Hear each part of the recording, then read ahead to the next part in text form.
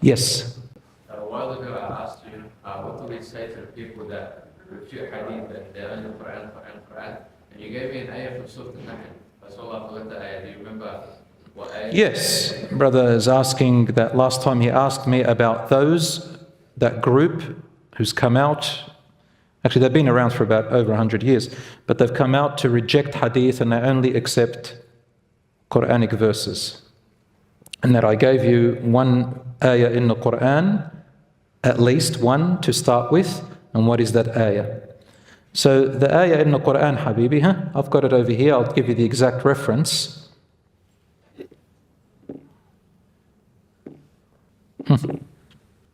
In Surah An-Nahl, verse 44. Are you writing it? All right. Even others of you here can write it, inshaAllah. Verse 44. And I will give you the full recitation, inshaAllah. Bismillah. So Surah number 16, verse 44. We raised the messengers earlier with clear signs and divine books.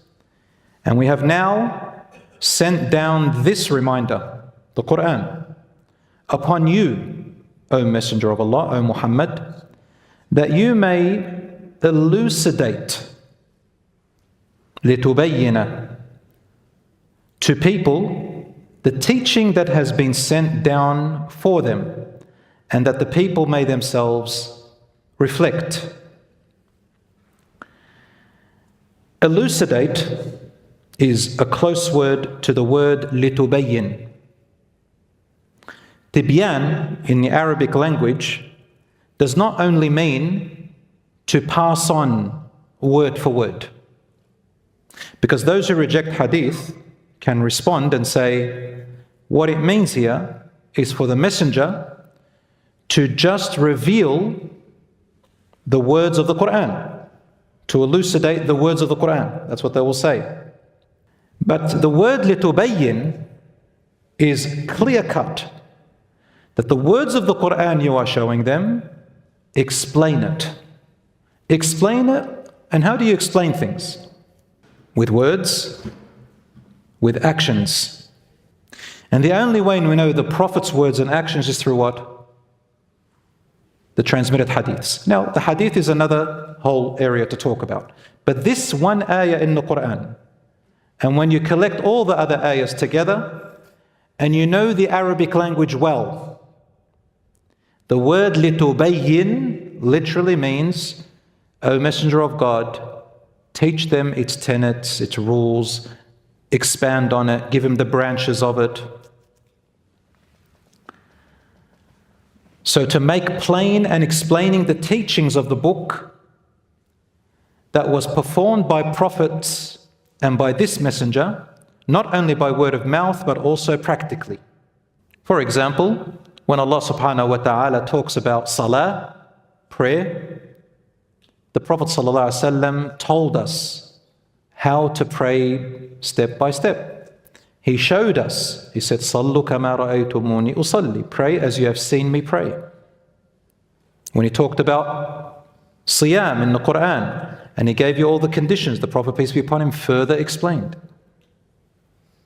Zakah, the Quran doesn't explain it in detail. The Prophet ﷺ elucidates, yubayyin. So you're going to understand the Arabic language, لِتُبَيِّنَ, and no word in the Quran is placed just like that. Every single letter is deliberate. لِتُبَيِّنَ, in order to expand on, clarify, explain by way of how a human being explains by words and by actions. Therefore, Allah has preserved the Quran and He's also preserved the Sunnah, but we're going to, that's another topic to show how it is preserved. What really is funny to me is that a lot of these same people who come to me with the verses of the Quran and say hadith is not there because hadith are man-made, they say, a human being spoke it, automatically two things come to mind. Number one, Didn't the Quran come to us through man's words as well? Of course it did. It was transmitted to us. Now they have their arguments or whatever, but the Quran is transmitted by word of hadith. This is hadith. And Allah says, فَبِأَيِّ حَدِيثٍ بَعْدَهُ يُؤْمِنُونَ. Which other conversation after this do they believe? Now they'll use that verse. And they'll say, see, the Quran is the only hadith. You have to understand Arabic. The Quran is a hadith because it's transmitted. But from Allah to the messenger, from the messenger to his companions, from his companions to us. And the words of the Prophet ﷺ, which this verse says to explain the verses that were sent to him, to us, is also hadith. All of it is conversation. The second thing that comes to mind is, number one, the Quran has been transmitted by word of man. And secondly, those people who are speaking English to me and coming and bringing me interpretations and meanings of the verses of the Quran are relying on man's tafsir. Yani those people who relate to me, we raised the messenger earlier with clear signs.